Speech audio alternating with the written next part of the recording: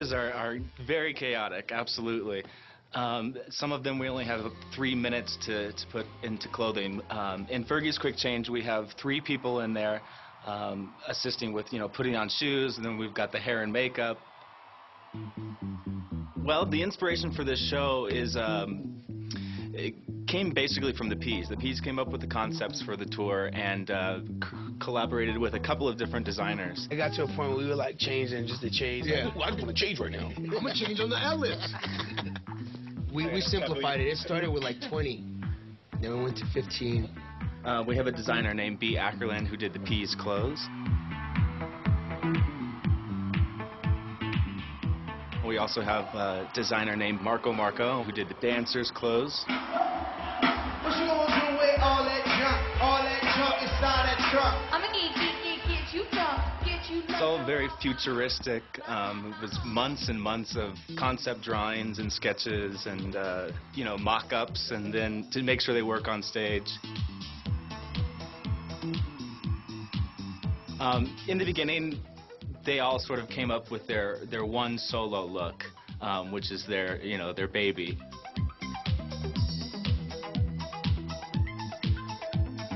Fergie's very Barbarella/robot futuristic superhero. will.i.am has his futuristic chromed out robot. Taboo has his suit, which has electroluminescent wiring all down the sleeves and the arms. And then Apple has his Filipino-inspired look, as he is Filipino. We had a Filipino designer do all of the flocking onto his shirt, and it basically represents his family and his heritage, so that was pretty cool.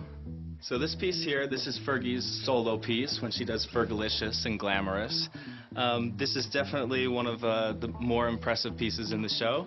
We got this piece probably about 3 days before our first show. So when Fergie first tried it on, it had spikes all over the arms, and she had spikes all over the shoes. So when she got on stage, started dancing, the spikes started cutting her up.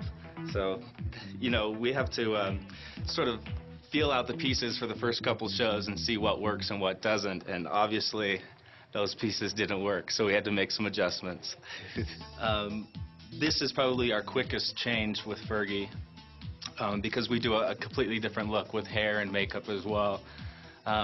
With will.i.am, he has his solo robot suit, which is a completely chromed out bodysuit with electronics on it.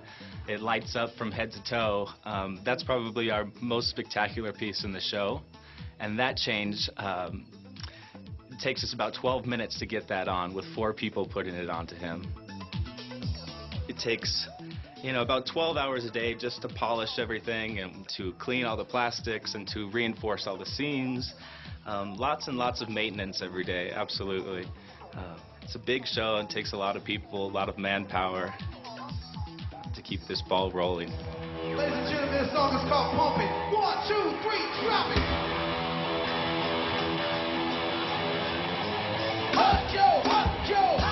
It's an experience, and we wanted to give back to our fans, so we spent a whole bunch of money on this tour so that we could just make it huge and big and eye candy and just fun for all, and it's kind of, a sort of escapism. Check this out right here. Turn up your radio. Blast your stereo. This is lighting control, this mess of spaghetti. We have about 290 some odd fixtures. We have enough power on the show to power 96 houses. I'm Tom Dubas. I'm one of the moving light techs on this tour. Been touring for a couple of years now. I actually started in 2007, right after getting back from Iraq. I was cross-trained in the Army as a combat lifesaver. Well, within a couple of days of me being cross-trained, my convoy was actually hit by a roadside bomb, and we had two major casualties, and one of our trucks was almost completely destroyed. And I was called on in that instance to help out with the situation. And since then, I've been when I was going out on missions, I was the combat lifesaver for those missions. And on this tour, right after the first incident in Las Vegas, where somebody had fallen and cut their finger, and I went to go help out with it, tour actually bought me a medical kit, like a couple $100 medical kit that I now carry around, and if anything ever happens, they'll call me on the radio and I'll come running, whatever time of the day or night it is. Once you're in with the crew long enough, they kind of become your family, and I just kind of feel that responsibility that even if it's a little bit outside my training, I'll still jump in and try and help them because we're all a family out here, and that's without question.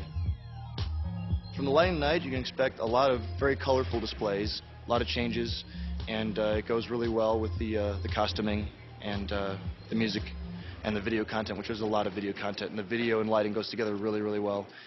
So I expect a very exciting show. Very exciting show. We actually have 9 different fields of video that we're putting content on. We have the portrait screens. We have the 2 projection screens up there that show the live camera. So if you're sitting up in the nosebleeds, you still feel like you're close because you can see the close-ups. In the middle, you see the silver emblem. There's a video screen behind that. That's called the medallion. And behind it all is a big 76-foot wall of low-res.